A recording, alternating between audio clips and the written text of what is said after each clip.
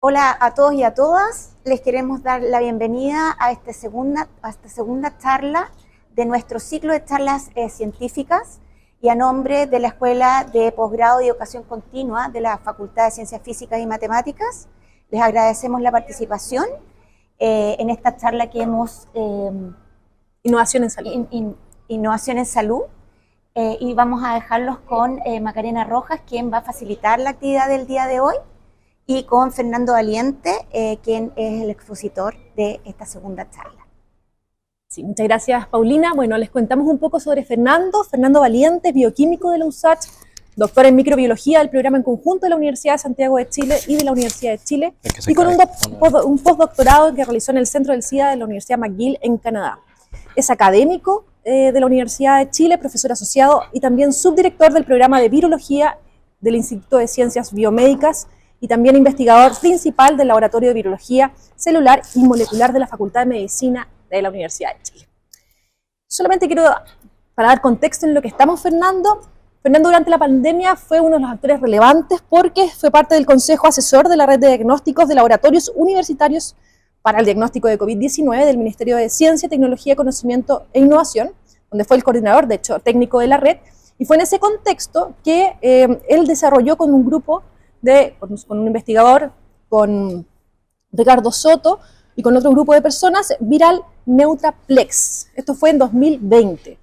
Y la tecnología fue creada por el Laboratorio de Virología Molecular y Celular y consiste en un sistema de cuantificación de anticuerpos neutralizantes en ensayos clínicos para detectar el SARS-CoV-2 en muestras de sangre. Entonces, la idea es que Fernando nos cuente cómo llegaron a ese desarrollo, a esa innovación, cuáles fueron los principales desafíos, y luego tendremos una conversación.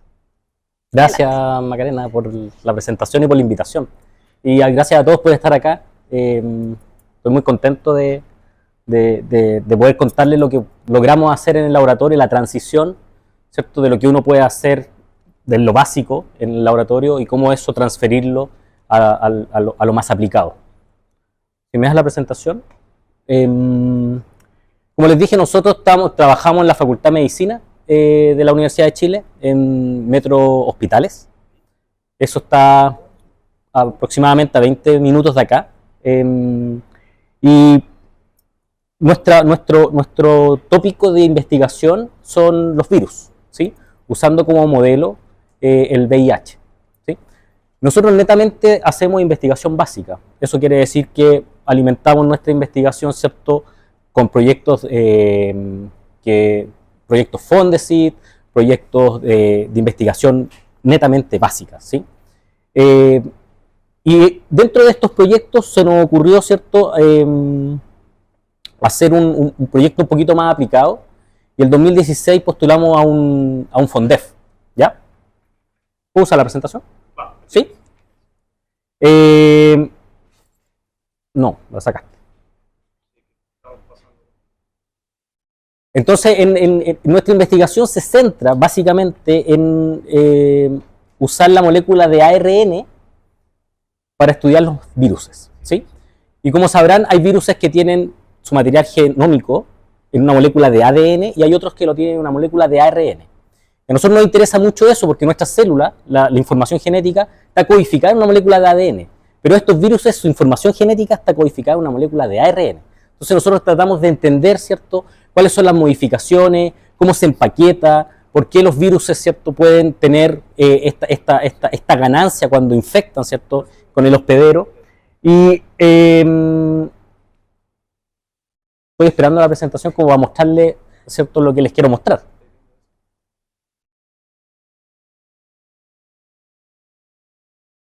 Bueno, esto pasa cuando uno está en vivo, ¿sí? Bienvenidos a los que llegaron recién. Y bueno, y contando esto, ¿cierto?, nos interesó mucho uno de los tópicos de investigación aplicada, que son la búsqueda de nuevos fármacos o nuevos blancos terapéuticos contra el virus de la inmunodeficiencia humana, ¿sí? La vez pasada ustedes tuvieron al doctor Leonardo Chanqueo, ¿cierto?, que es el jefe del Programa Nacional de VIH, y uno de los grandes desafíos que tenemos hoy día en la investigación con VIH es la resistencia a los fármacos que existen, ¿sí? Por lo tanto, hay que estar constantemente teniendo una investigación en nuevos fármacos. Y para eso nosotros desarrollamos en el laboratorio, como nos gusta el RNA, ¿sí? Desarrollamos un virus VIH, el cual le pusimos una proteína que entrega luz, que es la luciferasa de luciérnaga, ¿sí? Y esa proteína, cuando el virus se expresa, la célula que está infectando se vuelve verde, ¿sí? Ese fue el FONDEF que nos ganamos y con eso pudimos hacer de alguna manera un screening de alto rendimiento con bibliotecas de drogas que existen a disposición para poder buscar nuevos blancos terapéuticos, ¿sí? Y nuevas drogas que pudiesen aumentar la replicación viral, como también disminuirla. Entonces, estábamos trabajando en el laboratorio, ese proyecto fue adjudicado el 2017, trabajamos todo el 2018, el 2019 y llegó la pandemia. Y la pandemia tuvo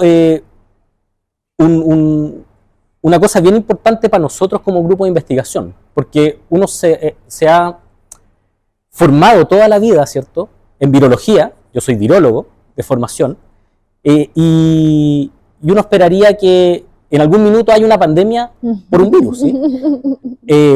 Yo sé que esto es malo para la humanidad, pero básicamente nosotros desde la ciencia, ¿cierto?, en el laboratorio, fue un desafío muy bonito. Y esto pasó, ¿cierto?, a finales del 2019, ya en enero empezaron a ver los primeros casos en otros países fuera de China, y el 30 de enero, justamente antes de salir del periodo que nosotros salimos de vacaciones, ustedes comprenderán que aquí la universidad, el 29 de enero ya no queda nadie, porque el feriado que nosotros tenemos es todo febrero. Nosotros mandamos una carta abierta. ¿Quiénes somos nosotros? La Sociedad de Microbiología, en conjunto con la Sociedad de Bioquímica y Biología Molecular. Hicimos una carta abierta poniendo a disposición a nuestros socios, poniendo a disposición al Ministerio de Ciencia, al Ministerio de Salud, al Instituto de Salud Pública, para poder ver en qué podíamos apoyar. Todavía no llegaba el virus ni siquiera a América, ¿sí? Y rápidamente el ministro de turno de la cartera de Ciencia, el doctor Andrés Kuf, nos llamó a una reunión el 16 de febrero, ¿sí? Y en esa reunión fue la primera vez que pudimos reunirnos los virólogos a lo largo de todo Chile. Vino gente que representaba la zona norte, la zona sur, la zona centro, y nos sentamos el Ministerio de Ciencia con su par Ministerio de Salud. Dijimos, bueno, ¿qué podemos hacer? ¿Sí? Y eso es una pregunta súper amplia, porque a uno le encantaría hacer muchas cosas. Sin embargo, también hay que preguntarse qué sabemos hacer, ¿sí? Y lo que sabíamos hacer son diagnósticos de PCR. O sea, básicamente, todos los que trabajamos en laboratorio, ¿cierto?, alguna vez en el área de ciencias biológicas, hemos tenido, ¿cierto?, una máquina para poder hacer amplificación del genoma. Y eso era una dolencia que se necesitaba en el minuto. ¿Ahora puedo usarla? ¿Sí? Claro. Sin embargo, eso pasó el 16 de febrero y el 3 de marzo hubo el primer caso en Chile de coronavirus. Y el 11 de marzo la OMS declaró, ¿cierto?, que había una pandemia, y el 13 de marzo el país cerró sus puertas. Hubo un lockdown total, ¿cierto?, el confinamiento, y sobre todo la Universidad de Chile, ¿cierto? Yo me acuerdo todavía que llegó ese ordinario desde Rectoría que dijo, váyanse todos para la casa. Entonces, con mi compañero en el laboratorio, nos pusimos estas poleras de supercientíficos que nos regaló la doctora Cortés. Dijimos, nosotros no nos podemos ir para la casa. Nos hemos formado toda la vida para que llegue este momento, por lo tanto tenemos que hacer algo, ¿sí? Pero ese algo era tan heterogéneo que había que canalizarlo. Y lo primero que había que hacer era crear un equipo de trabajo. Por lo tanto, la gente que estaba en el programa, en el laboratorio, les preguntamos, ¿cierto?, ¿quiénes se quieren quedar trabajando en esto, alimentando solo el conocimiento y la curiosidad? Porque primero, jamás tenemos plata, ¿sí? Eso es lo primero. Y lo segundo, teníamos que trabajar y enfrentarnos a un virus que no conocíamos. O sea, no teníamos idea qué podía pasar. Y el ordenamiento que existía era que si yo tenía alguna enfermedad de base o tenía algún familiar, ¿cierto?, que viviese conmigo, por favor que no se fuera a infectar porque no sabemos cómo van Entonces, diciendo eso, pudimos armar un equipo de trabajo muy rico, de casi 50 personas, todo esto alineado con las autoridades de la facultad, porque no era tan trivial, ¿sí? Yo podía trabajar, pero necesitaba que alguien me abriera la puerta, por lo tanto necesitaba guardias, necesitaba estacionamiento, porque no podía llegar en transporte público, porque no había, ¿se fijan? Necesitaba tener comida, los casinos estaban cerrados, la gente que no había nada. Entonces también era un súper desafío. Entonces estas personas, este equipo de trabajo, dijo, bueno, nosotros vamos tenemos esta misión país, y eso es lo rico de la Universidad de Chile, ¿sí?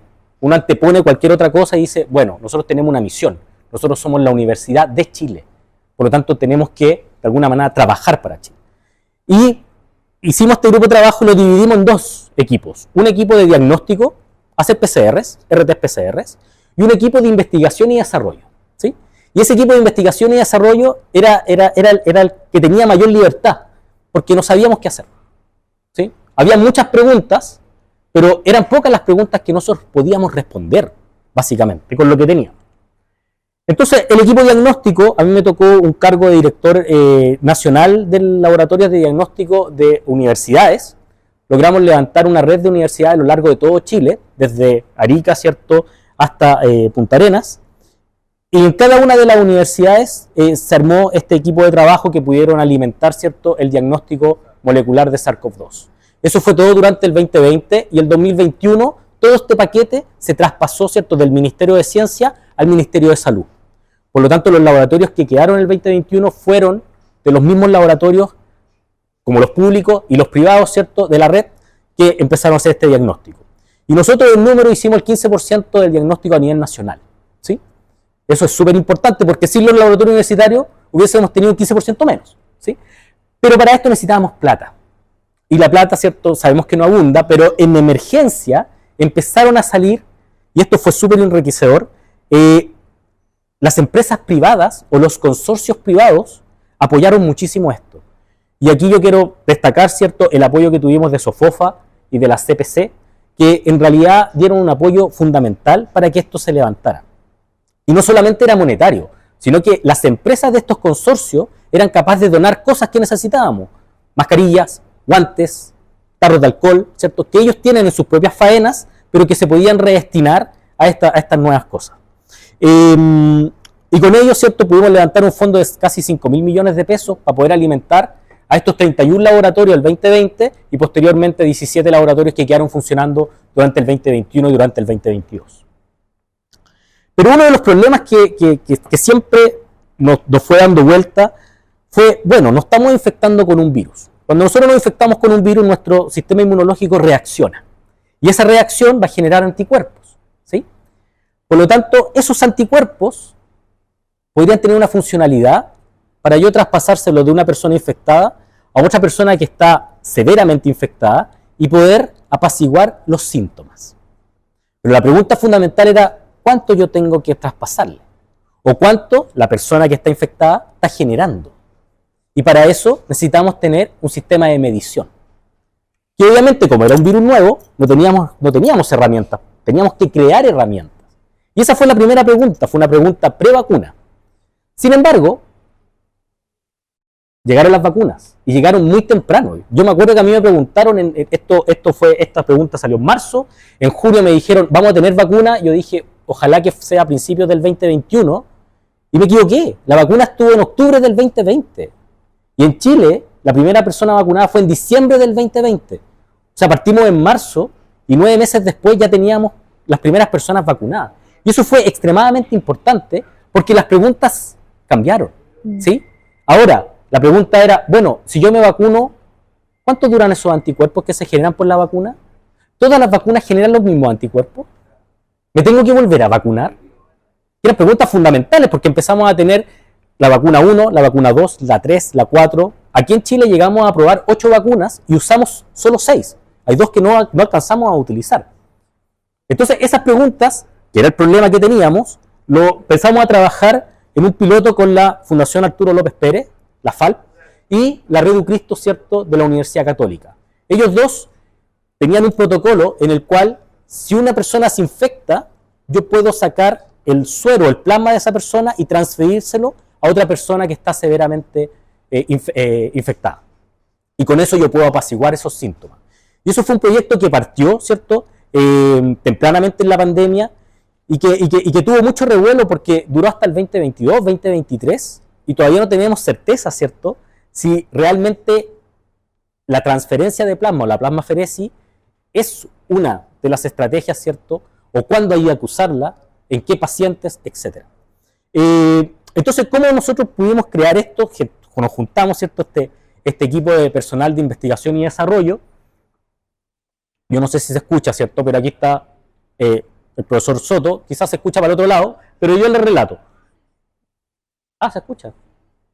¿Se escuchan? No tanto. Nomás. Entonces aquí está la doctora Beltrán mostrando el coronavirus y mostrando un virus del VIH.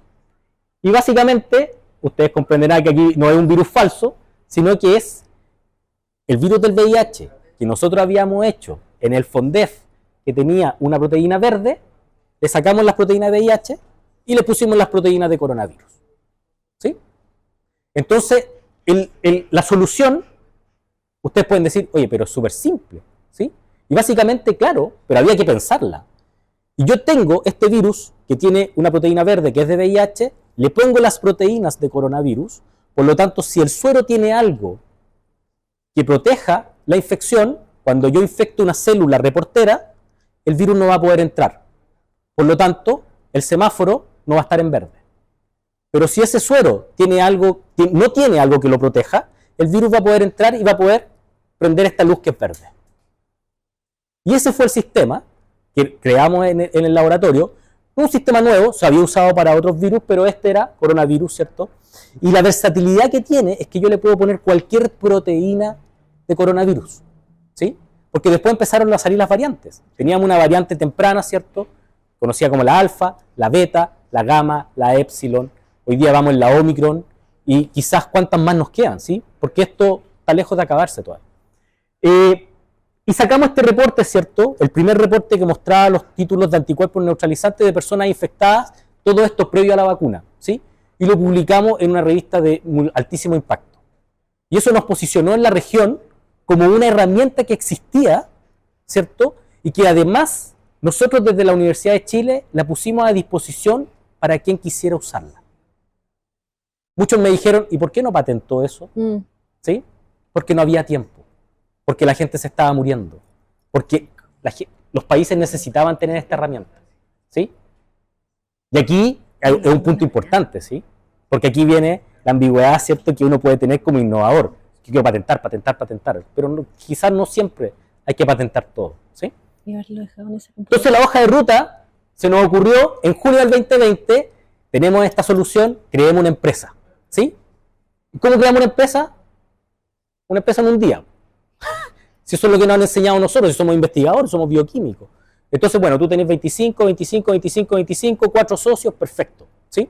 Alguien me podría decir por qué no hay socias, ¿ya? Porque no habían socias trabajando en el laboratorio académicas, ¿sí?, en ese tiempo. Y postulamos el primer proyecto, una startup ciencia, plataforma para la vigilancia de virus que amenazan la salud y la economía. Estaba partiendo la pandemia, con esta la rompemos. Nos fue pésimo.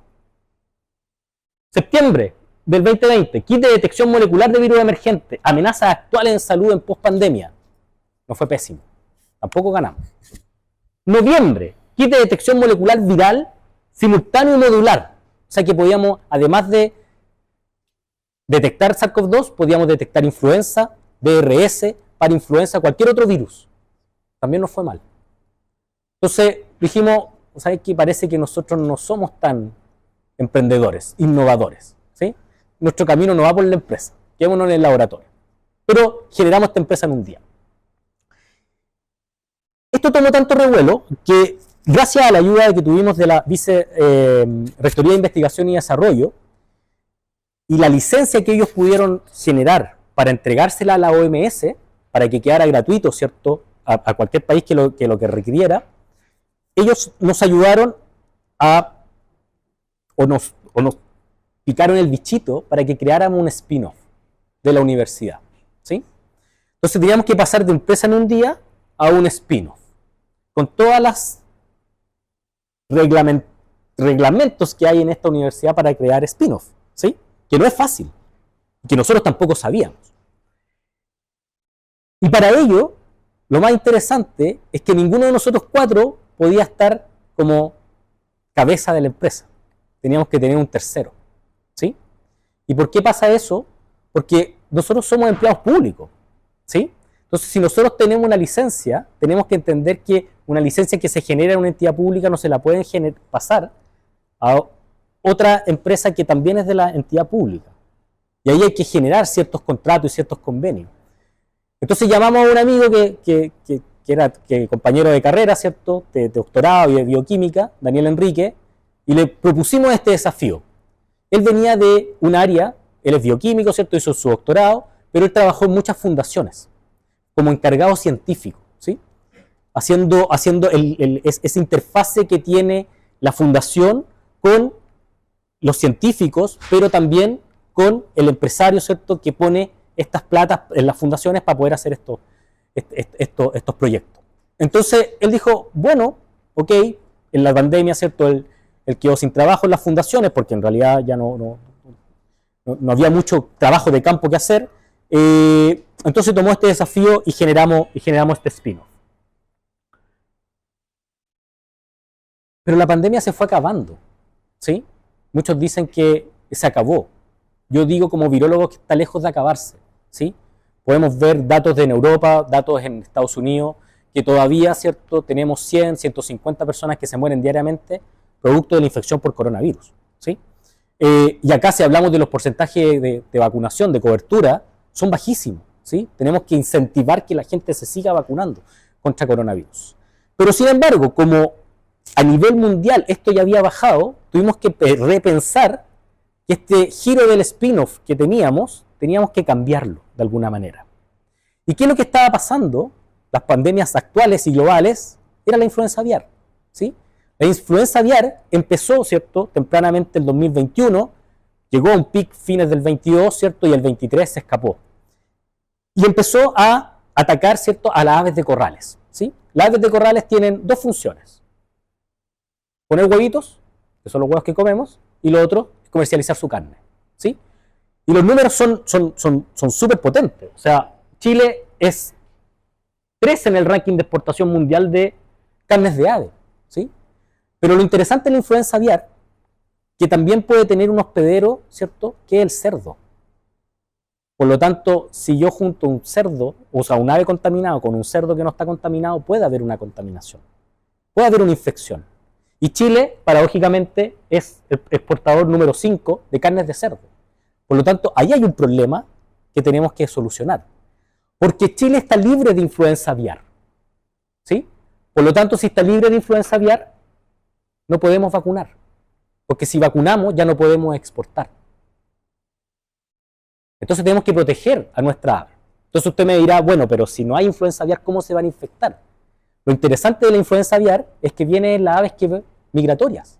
Y las aves migratorias yo no les puedo poner una frontera, ¿cierto?, en el espacio y decirles, sabe que usted no va a pasar, preste el pasaporte. No, ellas pasan, ¿no? Y ellas se depositan, ¿cierto?, cercano a las aves de corral, cercano a las chancherías, etc. Por lo tanto, este es un potencial problema que podemos tener.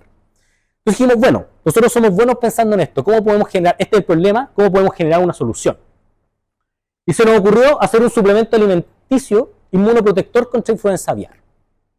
Utilizando el mismo sistema que teníamos de la luciferasa de VIH, que después mutó a luciferasa de SARS-CoV-2, dijimos, bueno, si le podemos poner cualquier proteína, pongámosle una proteína de influenza y veamos si funciona. Y voilà, funcionó, neutralizó el 96.5%. Por lo tanto, ahora tenemos un desafío que lo que tenemos en el laboratorio tenemos que ser capaces de microencapsularlo para poder dárselo en el alimento al ave, porque ese es nuestro... Ahora, aquí han salido muchas ideas, se lo podemos tirar al aire, se lo podemos tirar al agua, etcétera, y estamos recién evaluando eso. Entonces estamos, ¿cierto?, en la producción a escala de laboratorio, diseñando los reporteros, ya estamos en la producción a mediana escala, y esto es lo interesante, como yo puedo poner cualquier proteína, lo puedo expandir, ¿cierto?, a otros virus, como la influenza porcina, pero también, ¿cierto?, podría jugar con otros patógenos, que no necesariamente son virus, sino que son bacterias, ¿cierto?, como la salmonela, que es un gran dolor de cabeza en estas faenas productoras. Entonces aquí creamos, ¿cierto?, el segundo producto, que es Fluyi, ¿sí? Y ese Fluyi nos ha llevado hoy día a levantar más de 600.000 dólares en fondos adjudicados, ¿sí? En proyectos FIA, de la Fundación de Innovación Agraria, en Corfos, Credivalida, la adjudicación de 2 startups, ¿cierto?, el 2022 y el 2024. Y aquí estamos pensando cómo escalamos, ¿sí? ¿Cuál es el siguiente paso? Porque finalmente uno puede tener todo este concepto y yo puedo llegar a tener mi bolsita, ¿cierto?, con el suplemento alimentario, pero alguien me lo tiene que comprar, ¿sí? Y esas son las conversaciones que estamos teniendo hoy día. ¿Quién lo tiene que comprar, cierto? Chile Carnes, Chile Pollos, ¿sí?, los productores avícolas, etcétera. Y hemos tenido muy buena recepción. El problema está que me dice, tráigalo cuando esté listo. ¿Y cuándo va a estar listo? ¿Cierto? Porque yo tengo que hacer la prueba de campo. Esto puede funcionar muy bien en el laboratorio, pero yo tengo que ser capaz de proteger a esa ave. Pero como Chile está nuevamente libre de influenza aviar, yo no puedo hacer esos experimentos acá. Entonces tengo que salir a hacerlos afuera. Entonces aquí llegan nuestros partners internacionales que tienen, ¿cierto?, estas facilities donde yo podría hacer mi experimento, que el experimento clásico, tener un ave, ¿cierto?, infectada, un ave no infectada, darle este suplemento y ver cómo reacciona, ¿sí? Pero eso es extremadamente costoso. Es extremadamente costoso. Un piloto de eso puede llegar a costar 90.000, 100.000 dólares. Por lo tanto, se nos va, ¿cierto?, un cuarto, un quinto de todo el presupuesto que hemos logrado levantar. Y el problema de estos fondos adjudicables, de estos proyectos, es que es muy cortito. Son 12 meses, 24 meses. La aceleración es muy rápida, ¿sí? Pero tengo que tener los partners adecuados. Porque yo puedo escalar, pero necesito tener, ¿cierto?, estos partners que sean rápidos también y que funcionen en corto plazo. Entonces hoy día tenemos esta empresa en un día que mutó a un spin-off, y ese spin-off hoy día tiene una cartera, ¿cierto?, de productos que están en salud humana, en salud animal, y también tiene asesoría, ¿cierto?, en poder navegar en este ecosistema, ¿cierto?, que está tan de moda de la investigación y desarrollo. Así que quedo súper abierto a la discusión, ¿cierto? Nos pueden contactar, tenemos una página web propia de este spin-off, donde pueden ver al grupo de trabajo, que está Daniel como CEO, ¿cierto? Y tenemos 4 personas trabajando permanentemente en el laboratorio, y el core directivo, que son estos 4 iluminados, ¿cierto?, que crearon esta empresa en un día, que se quedaron como socios fundadores, pero también, ¿cierto?, como personas del directorio. Muchas gracias. Muchísimas gracias, Fernando. Alucinante todo lo que comentabas, la verdad.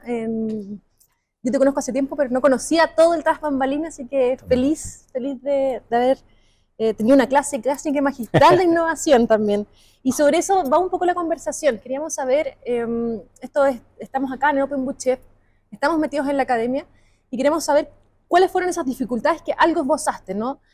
Partamos, ¿cuáles son esos obstáculos al momento de intentar traspasar las investigaciones al mercado y a la sociedad? Yo creo que hay complicaciones que están mucho antes, ¿sí? Que muchos de los científicos no tenemos formación en esto. Creo que eso es fundamental. Nosotros tenemos muy buenas ideas, ¿sí? Pero no somos empresarios, no tenemos esto. Y creo que lo que está haciendo Bouchef en particular con la Escuela de Medicina, de tener estos convenios, ¿cierto?, donde estudiantes pueden ir allá y estudiantes de allá pueden venir para acá, puede abrir un poco este gap que existe en conocimientos. Y finalmente, no todos los investigadores tienen que transferirse a la innovación, ¿sí? Pero hay gente que la propia investigación es innovadora, ¿te fijas? Entonces, los desafíos, yo creo que es el desconocimiento que nosotros tenemos de ciertos procesos, como por ejemplo, crear una empresa, ¿sí? No sé si alguien de acá ha creado una empresa en un día. Cuando uno crea una empresa en un día, uno como que aprieta cajas, ¿sí? Entonces uno va poniéndole cosas al gerente general, al presidente, pero si se te quedó algo afuera, esa empresa no puede operar, ¿sí? A nosotros nos pasó, le dimos atribución al gerente general, pero no le dimos la atribución de sacar una cuenta corriente. Entonces, cuando el banco me lee los estatutos, me dice, oye, pero usted, ¿cómo van a operar? Ya, pero perfecto. Entonces tiene que pagar de nuevo para hacer una rectificación. Y así nos pasamos como tres meses tratando de dejar la mejor empresa en un día hasta que después transferimos a otra estructura. También es, vos sabes que los académicos, ustedes, los investigadores, hacen investigación. Claro, no saben hacer empresas un día, no saben hacer millones de cosas, saben crear conocimiento, hacer investigación. Pero también ustedes están obligados muchas veces a hacer extensión, a hacer docencia. Y en ese contexto, ¿hay incentivos para participar, por ejemplo, de estas empresas de base científico-tecnológica? La carga horaria a la cual ustedes se someten, que es bastante, ¿permite o facilita esa participación? Absolutamente no. Los académicos tienen 4 misiones, ¿sí? Docencia como primaria, investigación, administración y extensión, ¿sí? La innovación no está, ¿ya? Y no está hace mucho tiempo que mucha gente está tratando de que se incluya. Y no están los incentivos, ¿sí?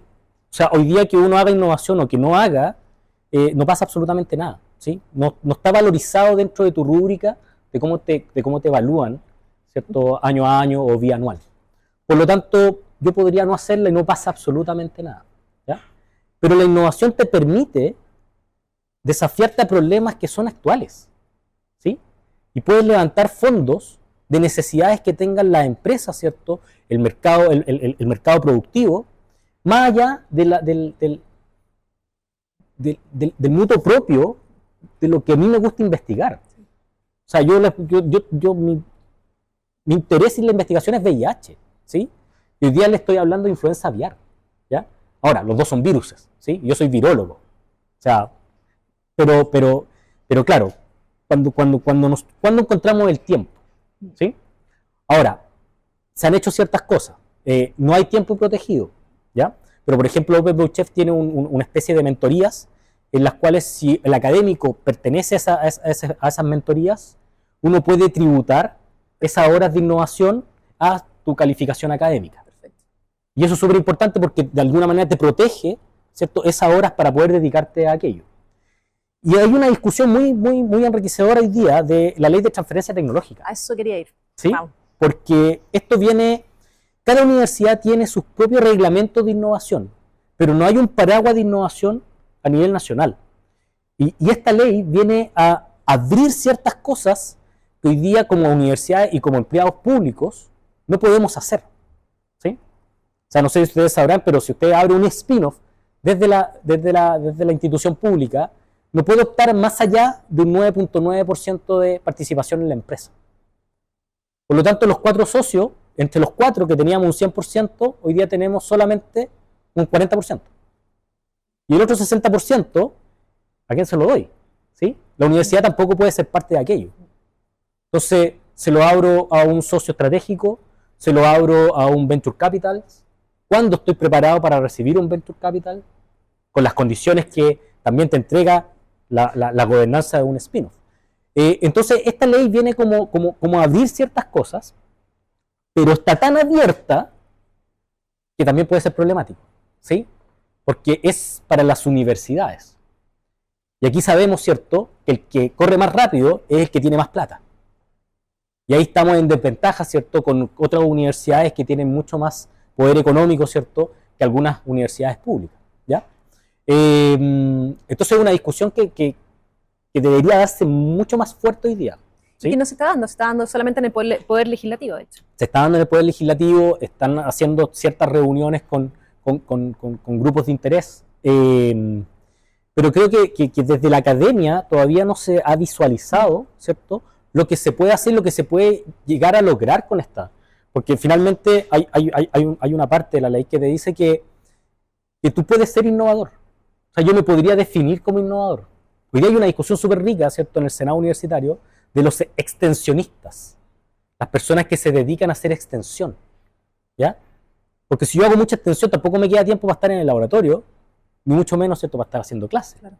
Pero la vinculación con el medio es tan importante que hoy día es un parámetro que va a evaluar la Comisión Nacional de Acreditación. Por lo tanto, yo como institución debo hacerla. ¿Y quién la tiene que hacer? Las personas encargadas de la extensión. Entonces, si pensamos en eso, lo más probable es que en un año más, la CNA, ¿cierto?, que rige, ¿cierto?, la acreditación, también nos pide innovación. Por lo tanto, tenemos que caminar fuertemente aquello. Yo tenía un par de preguntas, pero están llegando muchísimas por el chat, así que vamos a darle tribuna a la audiencia. También instamos a que ustedes, si tienen alguna consulta, nos puedan aportar. Soy alumno de la Universidad de Chile. ¿La universidad estimula la innovación en salud? ¿A dónde me puedo dirigir? A Open Book Chef. ¿Sí?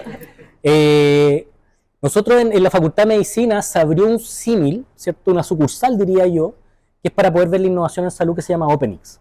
¿Sí? Ellos están alojados, ¿cierto?, en lo que se llaman los Centros de Investigación Clínica Avanzada, los CICA, y ahí están haciendo una plataforma, ¿cierto?, que conversa mucho con Open Book Chef.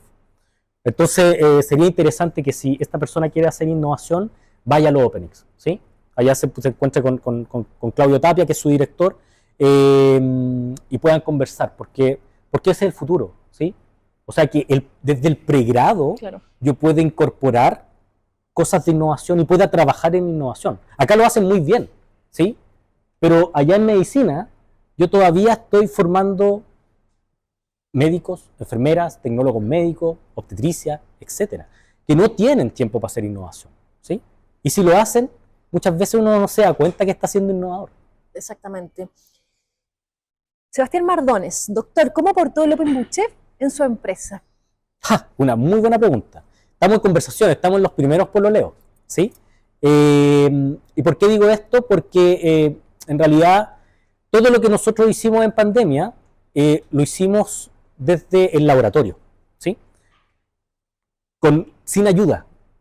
Entonces, cuando eso nosotros lo visualizamos y lo visibilizamos al exterior, la vicerrectoría nos tomó y dijo, oye, qué interesante lo que están haciendo. Todo lo que queremos que haga un investigador, ¿cierto? Que genere, que pase del TLR0 al TLR5. Que eso es tener el producto y que el producto sea aprobado en un ambiente, ¿cierto?, real. Y hoy día ya el primer proyecto ya está en un TLR9 porque está empaquetado. O sea, nosotros lo podemos transferir a cualquier país, ¿cierto?, por medio de la vicerrectoría y de la OMS.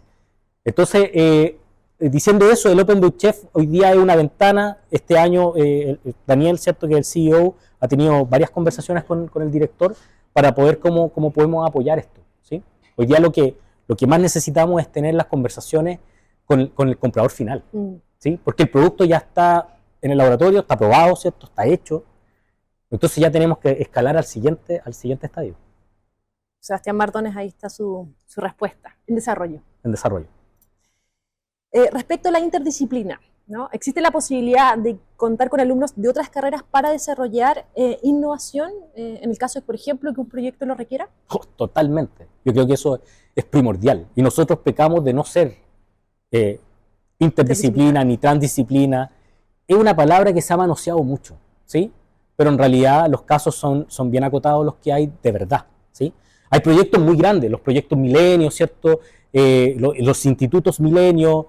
Hoy día tenemos una colaboración muy rica, ¿cierto?, con el Instituto de Sistemas Complejos, ¿cierto?, con Leonardo Basso, en el cual el caso más bonito de interdisciplina es lo que estamos viviendo hoy día con el anticuerpo monoclonal contra virus sincicial, ¿sí?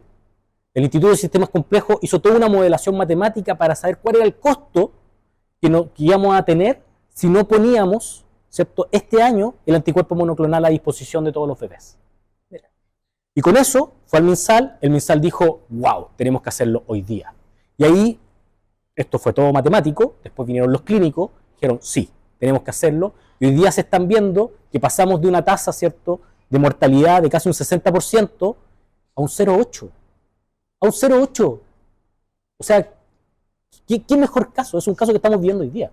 Entonces, y no solamente de las ciencias duras, ¿sí? No, por supuesto, es el desafío más importante. O sea, el desafío es tener, bueno, en VIH se ve mucho porque tú tienes que trabajar con las comunidades, ¿cierto?, con los pacientes viviendo con VIH, hay mucho de ciencias sociales ahí, de humanidades, que tenemos que sentarnos todos en una mesa y ver cómo, porque no solamente ir a testear, ¿cierto?, o hacer un examen, sino que también hay que darle la bajada, ¿cierto?, el apoyo a la comunidad cuáles son los determinantes sociales que tienen acoplados, y que eso no lo, o sea, tenemos que trabajar con otra disciplina. Sí.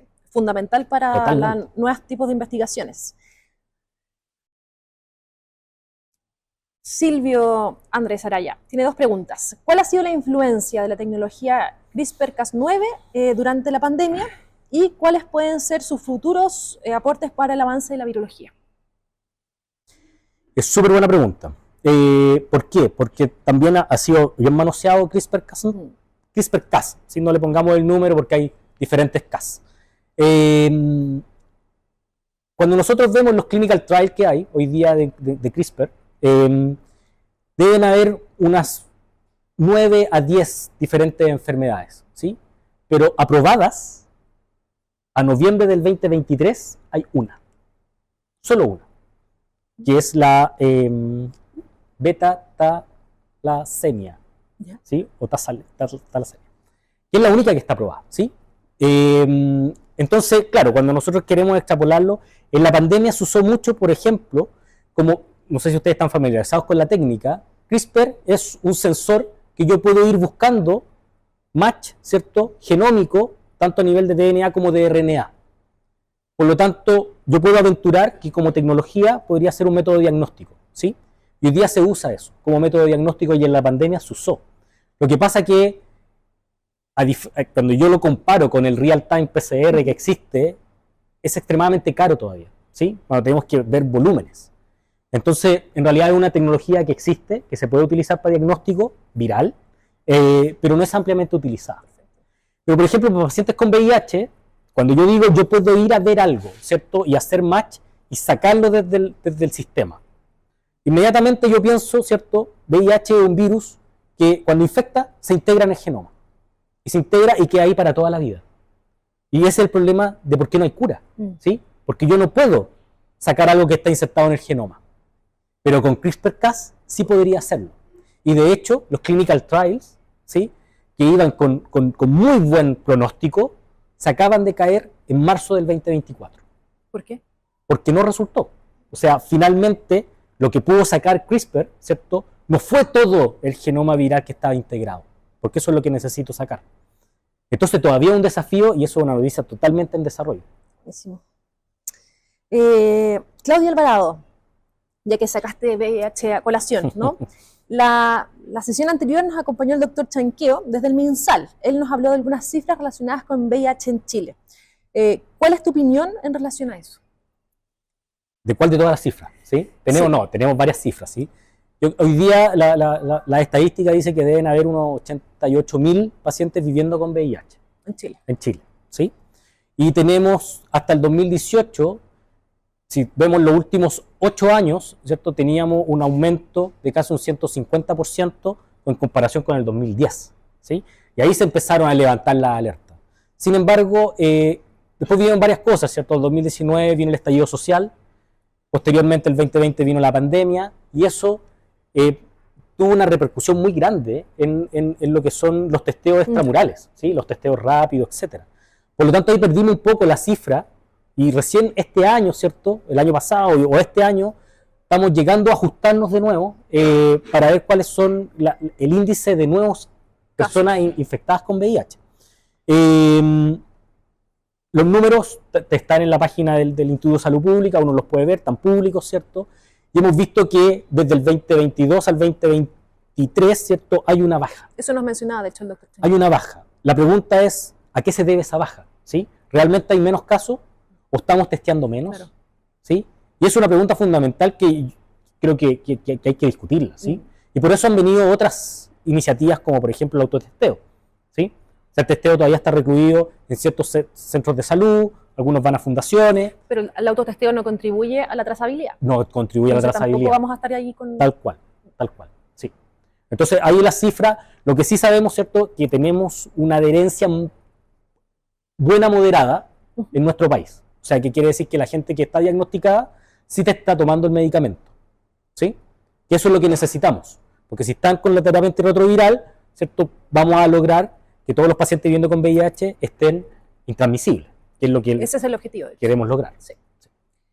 Antes de leer quizás la última pregunta, me gustaría saber si ¿Alguien de acá de la audiencia tiene algún comentario o alguna pregunta para el doctor?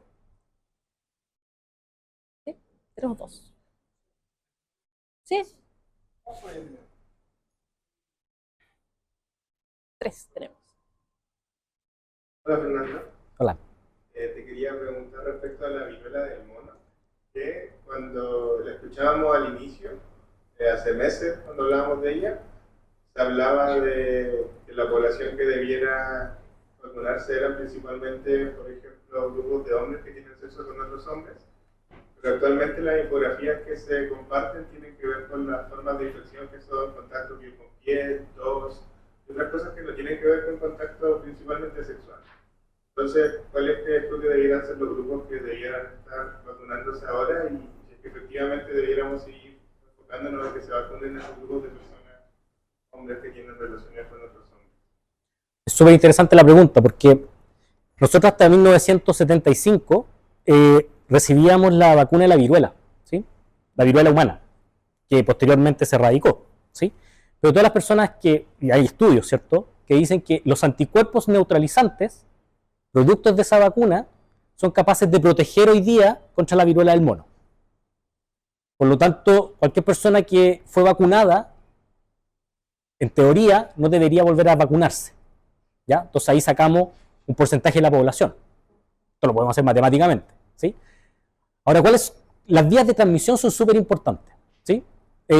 Cuando partió el año pasado, ¿cierto?, se habló mucho de esta cercanía, ¿cierto?, que yo tengo con contacto. Y el contacto hoy día puede ser en cualquier situación. Puede ser incluso en los baños, ¿cierto? Yo voy al sanitario, ¿cierto? Mi piel, que está infectada, ¿cierto?, con algún virus replicando ahí en esas costras, puede quedar ahí y después yo ocupo el mismo sanitario y me puedo infectar. ¿Se fija? Entonces, claro, cuando hablamos de cuáles son las poblaciones de riesgo, hoy día deben ser todas, ¿ya? El problema es que no tenemos vacunas para todos, ¿sí? Entonces tenemos que priorizar. ¿Y quiénes son a quienes hay que priorizar? A los que tienen mayor probabilidad de, ¿ya? Entonces, aquí hay una información también y un estudio epidemiológico que hay que hacer, en el sentido de, bueno, si pacientes hombres que tienen sexo con hombres, tienen ciertas infecciones, ¿cuál es la correlación que hay que además tengan, ¿cierto?, viruela del mono? Y si fuese así, y si eso fuese un indicativo, habría que partir con esa población, ¿te fijas? Pero también hay que partir con la población, con el personal de salud, que son los que están expuestos, ¿sí?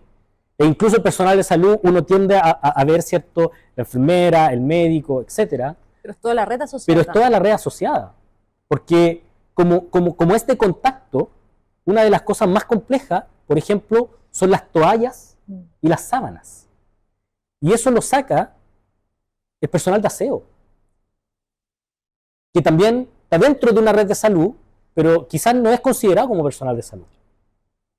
Entonces aquí, y ahí nuevamente la transdisciplina, ¿sí? Cuando tomamos estas decisiones, que son decisiones muchas veces económicas, ¿sí?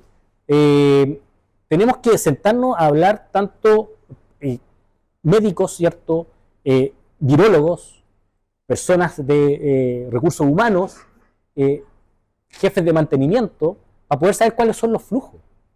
No sé si se acuerdan de esa discusión que había de las mascarillas, ¿sí? Si nosotros estábamos acá, deberíamos haber estado con una mascarilla o con una cuestión que te tapaba toda la cara, y era porque el virus era aerosólico, ¿sí? Ahora dijeron que la viruela del mono es por vía aérea, ¿ya?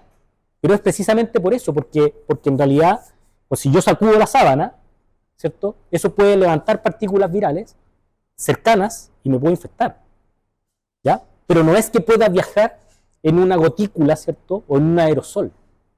Entonces aquí las palabras, y eso nos enseñó mucho la pandemia, los físicos fueron muy importantes para poder diferenciar lo que era, ¿cierto?, una gotita de 10 micrómetros a una gotita que era de 1 micrómetro, que físico-químicamente hablando no son iguales, no viajan lo mismo y no se forman de la misma manera.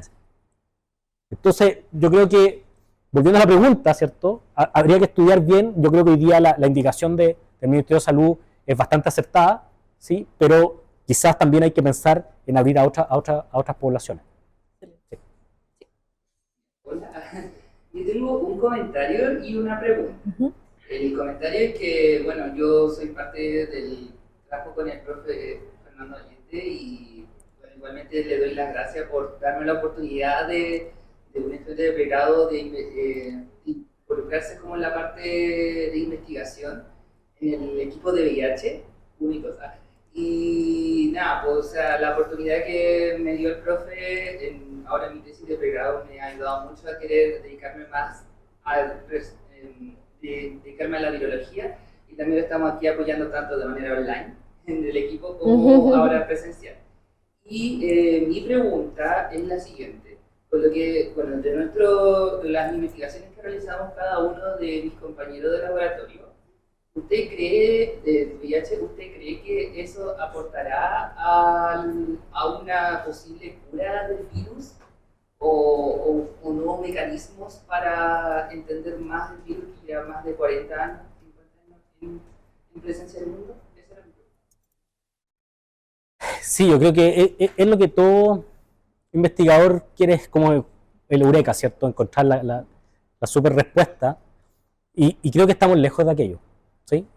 Sin embargo, cada una de las investigaciones que hacemos aportan, ¿cierto?, al conocimiento general que puede ser tomado por otro investigador en otro país, ¿cierto?, investigadora, y que pueden alimentar la cadena de conocimiento, ¿ya?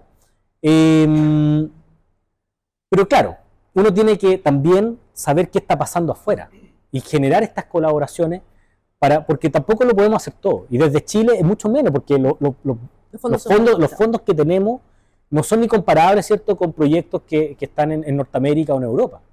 Entonces tenemos que colaborar. Y creo que la ciencia colaborativa es primordial para esto. Ahora, la cura, mucha gente está buscando la cura. Nosotros la próxima semana vamos a lanzar un consorcio de cura a nivel latinoamericano en Buenos Aires, porque en Latinoamérica no hay mucha gente que trabaje en cura, ¿sí? Si nosotros vemos los pacientes que se han curado con VIH, son todos de fuera de Latinoamérica, a excepción de, ¿cierto?, Adam, que es venezolano, pero que vive en Reino Unido, ¿ya?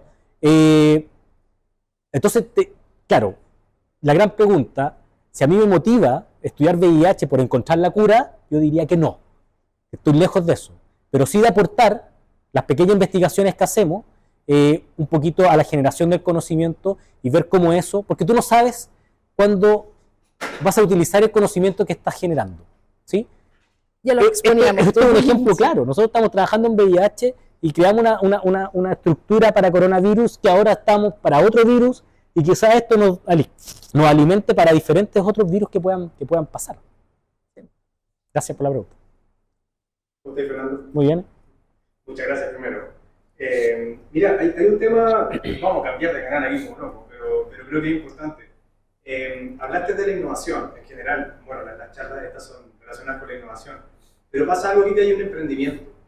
Entonces, me gustaría ahí que nos pudieses comentar respecto también de la relación que hay, la correlación que tiene la innovación con el emprendimiento, porque no necesariamente quien innova emprende. Entonces, generalmente el innovador es el que está detrás de la investigación, que va a innovar. Pero hay un emprendedor que es la persona que cataliza esta cuestión. Entonces, no conocía en ti la parte más bien del emprendimiento, y te felicito por ello, se ve que te has capacitado bastante. Pero me gustaría saber, primero, esos dos entes, cómo coexisten en ti, porque veo que están. Y segundo, para quien es innovador, pero no necesariamente emprendedor, ¿cuál sería tu sugerencia? Porque eso es bien importante. Sí. Vamos sacándonos sombrero. Investigador, docente. Yo creo que esa pregunta es fundamental desde la escuela donde estamos, ¿sí? ¿Por qué digo eso? Porque hoy día la educación superior, o no hoy día, ¿cierto?, viene muy cerrada de cada escuela, ¿sí? Hacemos poca cosa en conjunto. Entonces, cuando yo necesito levantar esto, necesito un equipo que me pueda apoyar, ¿sí? Necesito el ingeniero industrial, necesito el diseñador, necesito la persona, el ingeniero comercial, que paradójicamente acá están en dos escuelas diferentes, ¿sí? O sea, estamos en Buchef, tenemos a la FEM, tenemos a medicina, ¿cierto? Quizás gente de FABET, en ciencia. Entonces, nosotros tenemos que repensar nuestras carreras, cómo nosotros las abordamos. Más allá de poder tener un minor, un diplomado, ¿cierto? Un magíster, tenemos que abordarlo mucho antes, ¿ya? Ya vemos ejemplos virtuosos de otras universidades donde sus ramos son comunes entre dos carreras de disciplinas totalmente diferentes, ¿sí? Y eso quizás tribute en un nuevo perfil de egreso de esa persona que ya viene con todo lo que me ha costado a mí poder tener estos dos. Ahora, ¿cómo te capacitas con esto? ¿Cierto? Es yendo a charlas, escuchando al compañero, escuchando a los emprendedores, que muchas veces, como tú dices, los innovadores se juntan en un círculo y los emprendedores se juntan en otro, ¿sí? Pero rara vez se mezclan, ¿ya? Entonces hay que incentivar muchas de estas cosas. Hoy día hay programas que yo creo que están tratando de hacer eso, ¿cierto? Los hubs muchas veces tienen una misión similar, ¿cierto?, entre las universidades. El Startup Campus que se está generando, ¿cierto?, desde Fundación Chile, ¿cierto?, con Banco Estado, etcétera. Creo que tienen esa mirada, ¿ya? Nosotros estamos en pañales, estamos aprendiendo recién. O sea, las grandes empresas de innovación acá, que uno pensaría que podría ser la empresa del cobre, ¿cierto? La semana pasada tuvimos el encuentro de innovación en Casa Central, sí. Y hacen mucha innovación, pero uno pensaría que era mucho más, ¿ya? ¿Qué nos falta? Nos falta plata. Muchas veces no es un problema solo de plata, sino que es de formación. Muchos emprendedores o muchos venture capital dicen, no pierdan tiempo en estas charlas, no vayan a estas cosas. Usted tiene un producto, venda, porque la empresa se va a sustentar solamente si vendo el producto, ¿sí? Pero el producto va a ser vendido a una necesidad. Pero a nosotros nos pasó, se acabó la necesidad. Ya SARS-CoV-2, en realidad, otros países que han tenido muy bajo porcentaje de vacunación siguen utilizando esto porque es un indicativo de la inmunidad, ¿cierto?, a nivel poblacional. Pero en Chile ya no. O sea, tenemos 90% de cobertura de las primeras 4 dosis. Por lo tanto, en realidad, algo de protección deberíamos tener. Entonces, claro, ahí tú innovas, pero tienes que volver a emprender, ¿sí? Y en ese nuevo camino, tu cliente final cambió. Ya no es el Ministerio de Salud, ya no es la salud humana, sino que te mueves a otro rubro. Y muchas veces pasa que si tú no eres de ese rubro, es muy difícil entrar. Entonces tienes que tener esta conexión, ¿cierto? Y para eso sirven estas cosas, para generar redes, ¿cierto?, virtuosas, en el cual tú puedas ir metiéndote en diferentes espacios. Hola Fernando, extraordinaria tu historia. Gracias por compartir la experiencia. Te quería preguntar con respecto a, en este camino de crear, ¿no es cierto?, startup, de crear spin-off, que de alguna manera tiene involucrado un proceso de innovación, ¿no es cierto?, en sí mismo. ¿Cuál crees tú que fue la etapa más complicada de abordar? Entendiendo que este proceso conlleva la identificación de una problemática, ¿no es cierto?, un usuario, la experimentación a través de buscar esas soluciones con valor, ¿no es cierto?, y finalmente encontrar esa estrategia de innovación que se ve plasmada en un modelo de negocio. ¿Cuál crees tú que de esas etapas, cuál fue el pic de frustración para ti? ¿Y cómo la sobrellevaste? ¿Cómo gestionaste esa frustración? Yo lo mostré acá, ¿sí? Durante el 2020 fracasamos a todos los proyectos que postulamos, ¿sí? Y fracasamos no desde el punto de vista del marco teórico, ¿sí? Cuando uno postula estos proyectos, siempre armamos este cartoon, ¿cierto?, que tenemos el capítulo 1, el 2 y el 3, siendo el 3 el modelo de negocio. Nosotros siempre fallamos en el modelo de negocio, ¿sí? Porque no sabemos venderlo, básicamente eso. Y tampoco buscamos ayuda, ¿ya? Yo también hago la autocrítica de aquello, ¿sí? Hacemos un proyecto muy bonito, ¿cierto?, el marco teórico, el estado del arte, una hipótesis muy potente, ¿cierto?, los objetivos, la metodología, que es la que hacemos en el laboratorio. Claro, que funciona para proyectos de investigación. Claro, pero cuando tú te dices, bueno, pero ya, tú vayas a tener un producto, invertiste 100 y hoy día el cliente quiere que valga 1. ¿Cómo yo bajo los costos de producción para llegar a eso? O sea, me matáis. Entonces yo creo que la frustración del primer año fue bastante alta, porque creíamos que nosotros desde la virología, trabajando con todo lo que estábamos trabajando, uno piensa, ¿serán las ideas malas? ¿O será que no hay interés? Y hoy día ve, ¿cierto?, que las cosas que propusimos, estas plataformas de diagnóstico multivirus, hoy día se venden como pan caliente, ¿sí? El problema es que no hay ninguna que se haya hecho en Chile. Porque alguien no creyó en el proyecto, o alguien no vio que en 2 años, porque claro, tú muestras tus cartas, ¿sí? Cuando tú ves a Fernando, a Ricardo, a Aldo, a Gonzalo, que éramos los socios fundadores, ninguno venía del mundo del emprendimiento, ninguno venía del mundo de la innovación. Entonces yo también hago una apuesta. Digo, bueno, son buenos investigadores, o sea, lo que saben hacer son escribir papers, ¿sí? Y generar ciertas estructuras de recursos humanos, pero no emprenden, no han innovado. Le damos la posibilidad, y yo creo que eso cómo lo hemos canalizado, es seguir, pero además adquirir ciertas habilidades, ciertas capacidades, que también uno tiene que arriesgarse a entregar parte de la innovación a un emprendedor, una persona que sepa. Que en este caso, ¿cierto?, fue nuestro compañero Daniel. O sea, él dijo, no, ¿sabes?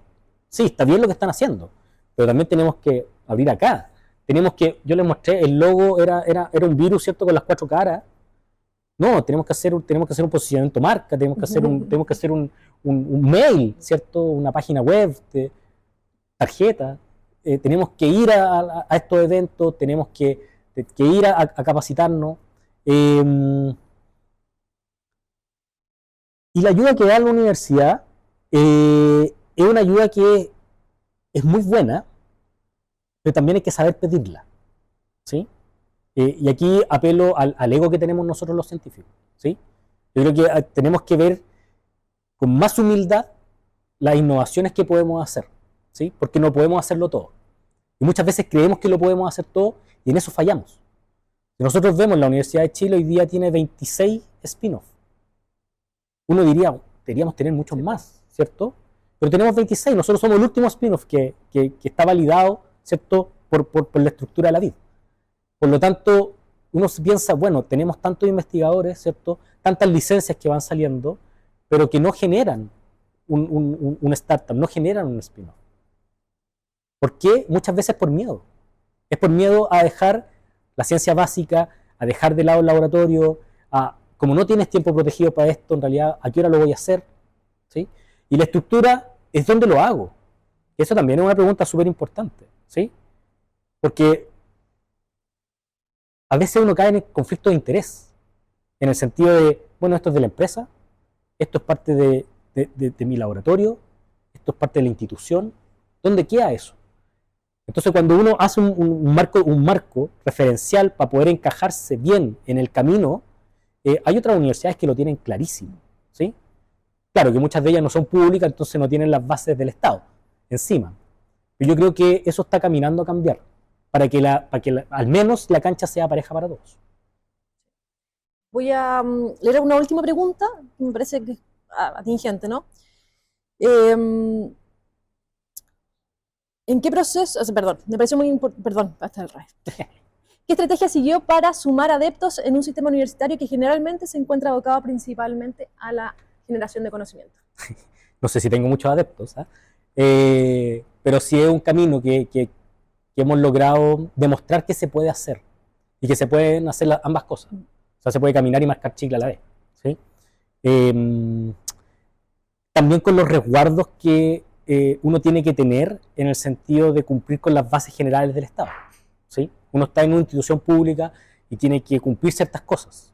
Cuando nosotros nos tuvimos que transferir la empresa en un día con su orgánica a un spin-off, tuvimos que sacarla de empresa en un día y pasarla, ¿cierto?, a una empresa del Ministerio de Economía, ¿ya? Yo me pregunté por qué era eso, por qué nadie me dijo eso antes. Y el bufete de abogados que nos ayudó dijo, porque eso genera confianza en la persona que va a poner plata. En el Venture Capital, cuando le piden los estatutos, él lo ve y dice, wow, esto no es una empresa de un día, esto es una empresa que está formalizada, que quizá el cambio puede ser sutil, pero es un cambio a los ojos de otros. Eso tampoco lo sabían. Sí. ¿Sí? Entonces, claro, ahí uno hoy día está muy abierto a la discusión, a la innovación. Afortunadamente, desde la Facultad de Medicina se está incentivando que los investigadores hagan investigación, ¿sí? O sea, innovación. Pero uno siempre tiene el otro lado, ¿cierto?, de donde partió, que es la generación del conocimiento, la que le respondía a Víctor.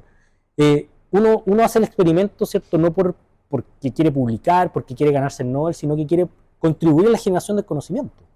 Así se generan las tesis de pregrado, las tesis de magíster, de doctorado, porque uno trabaja con la ignorancia que tiene. O sea, cada tesis me abre más preguntas. Y esas preguntas me generan mayores ideas y con eso yo puedo ir, ¿cierto?, a buscar más fondos para responder a esa idea. Entonces, adeptos no sé, pero hoy día hay un ecosistema, ¿cierto?, de innovación desde la academia, desde personas, desde PIs. Los estudiantes están innovando y emprendiendo muy bien.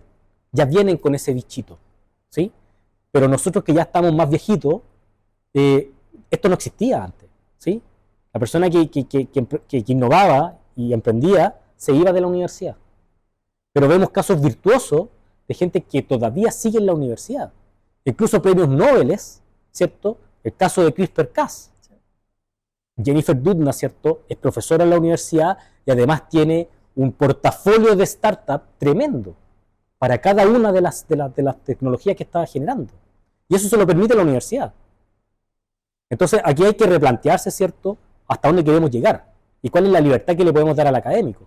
Porque finalmente, con la venta de servicios, ¿cierto?, o con la licencia, la universidad, la institución también gana. ¿Ya? Muchos dicen, no, pero es que no vas a dejar. Claro que dejo. De la facturación anual, yo tengo que dejar un royalty. Y eso alimenta, ¿cierto?, a la propia institución. Entonces tampoco es que estamos regalando, no, aquí esto está normado, pero yo creo que hay poca visibilización de aquello, ¿sí? Se habla poco de esto, y hay que ver en los espacios académicos. Sí, sí. Uno de los propósitos también de este ciclo.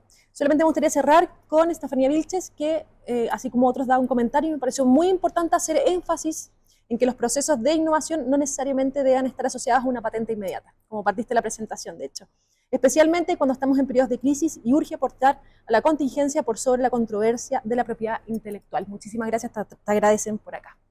Gracias. Así que con eso me gustaría cerrar. Gracias, Fernando, por esta clase magistral. ¿Una última pregunta? ¿Una última pregunta? Vamos. Sí. La repito acá. Sí.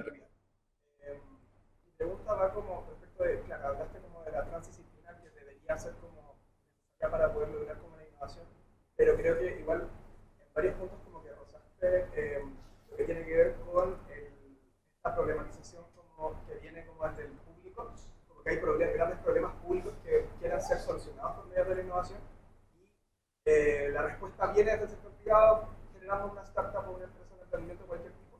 Y quería saber cómo ves ese diálogo entre el mundo público y el mundo privado respecto de lo que tiene que ver con la innovación y cómo las instituciones que existen actualmente, como la universidad, podría ser un rol que articule o Corfo o el Estado por medio de nuevas instituciones que se pudiesen dar. ¿Cómo ves que se da ese diálogo con lo que ya existe y con lo que podría existir? Súper buena pregunta, porque hoy día estamos precisamente tratando de pensar eso, ¿sí? De cuáles son las dolencias que tiene el sistema, ¿sí? ¿Cuáles son los problemas? Muchas veces yo me siento con mis compañeros, ¿cierto?, en el laboratorio, con los estudiantes, decimos, bueno, mira, podemos hacer esta idea súper valiosa. Perfecto. ¿Y a quién le interesa? Si no es a nosotros, al grupito que estamos acá. Porque quizás no hay una demanda. Entonces, tenemos que ir a preguntarle a la demanda. ¿Ya? Hay un programa muy bonito, ¿cierto?, del Ministerio de Ciencia, que es Desafíos Públicos. Entonces, las instituciones públicas dicen, bueno, tengo la siguiente problemática. ¿Ya? Voy a poner, no sé, estoy inventando, no sé si es un problema, ¿sí? En las boyas, ¿cierto?, que están a lo largo de todo Chile, El problema que tengo es que se me enredan ciertos desechos de las pesqueras. Por lo tanto, las boyas ya los sensores no pueden tirar la información que necesitan. Eso algo tiene que solucionarlo. Entonces, yo tiro esa problemática. Entonces, yo voy a mi laboratorio, a mi grupo académico y le pregunto, ¿podemos solucionar esto? No, no podemos. Entonces, no postulamos. Si no podemos. Pero tiene que haber alguien que sí lo va a poder hacer. ¿Ya? Uno pensaría, bueno, cortáis las cosas, ¿cierto? Las recolectáis, pero ahí hay una fauna, ¿sí? Hay una flora, hay microorganismos que alimentan todo ese ecosistema. Por lo tanto, tampoco es un problema, no es un problema solamente mecánico, ¿sí? También es un problema, ¿cierto?, de las ciencias biológicas. Y ahí uno va escalando y uno va encontrando partners nuevos en estas problemáticas. El problema es que muchas veces las innovaciones vienen de la cabeza del académico o de la académica, pero no necesariamente de la problemática de la que tiene la empresa privada. En pandemia fue súper virtuoso, porque ellos tenían una problemática y todos teníamos la misma problemática. Mis trabajadores no se pueden infectar porque si se infectan, mis labores, ¿cierto?, diarias van a bajar y eso va a tener menos ingresos al final del mes. Por lo tanto, ¿cómo evito eso? Póngase mascarilla. No, es que no es solamente mascarilla, porque él tiene que viajar, ¿sí? Entonces hay que ponerle una van. Ya es plata, ¿sí? No todas las empresas pueden hacer eso. Pero yo tenía que transportar a las personas que estaban acá, las tenía que transportar en una van especial para evitar que ellas porque si se contagiaban, ya no podíamos hacer PCR. Si no podíamos hacer PCR, había una parte de la región metropolitana norte que se quedaba sin exámenes diarios, porque esto era todos los días. ¿Te fijas? Entonces, en esas problemáticas uno empieza como a innovar sin saber que está innovando. ¿Ya? Ahora la pregunta es, ¿cómo podemos amalgamar hoy día? ¿Sí? Es que la empresa privada, las universidades, tengan encuentros mucho más virtuosos, ¿sí? Pero no solamente de conocerse, sino que puedan aportar a la solución de problemas. La última encuesta de investigación y desarrollo es súper reveladora. Antiguamente, el 80% de la investigación se hacía en las universidades. Antiguamente, estoy hablando de hace 5 años atrás. Hoy día cambió, y hoy día un 30%, 35%, puedo pecar de eso, se hace en las empresas. Y el otro 35% se hace en las universidades. Entonces, eso refleja que algo está cambiando. ¿Sí? Algo está cambiando, porque no podemos esperar que todo la plata de innovación o de solución de problemas venga del Estado. No podemos. Es la misma discusión que queremos llegar al 1% del PIB. Hoy día salió una carta, ¿cierto? Pero ¿cómo vamos a llegar si el Estado no puede poner el 1%? Eso tiene que ser alimentado por otras entidades que tienen que aportar, ¿cierto?, a investigación y desarrollo. Si no, estamos lejos de llegar a aquello. Ahora sí cerramos. Muchísimas gracias, Fernando. No, gracias.